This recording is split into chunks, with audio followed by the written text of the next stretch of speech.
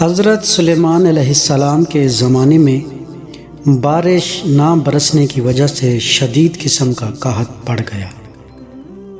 لوگ مجبور ہو کر حضرت سلیمان علیہ السلام کی خدمت میں حاضر ہوئے اور قحط پڑنے کی شکایت کی اور ان سے درخواست کی کہ بارش برسنے کے لیے نماز استسقاء پڑھیں۔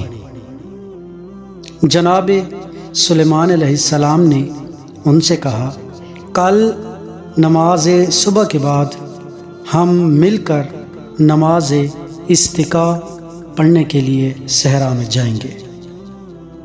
آئندہ روز لوگ اکٹھے ہو گئے اور نماز صبح بجا لانے کے بعد صحرا کی طرف روانہ ہوئے۔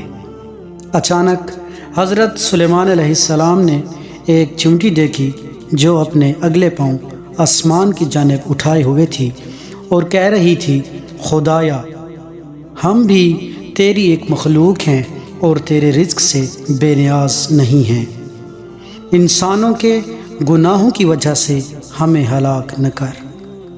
حضرت سلیمان علیہ السلام نے لوگوں کی طرف متوجہ ہو کر فرمایا، اپنے گھروں کو پلٹ جاؤ، خداوند متعال نے دوسری مخلوق کے ذریعے تمہیں سیراب کر دیا ہے۔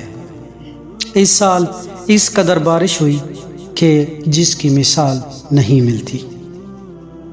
ہاں، مصائب اور بلاؤں مثل قحط وغیرہ کا موجب بنتے ہیں۔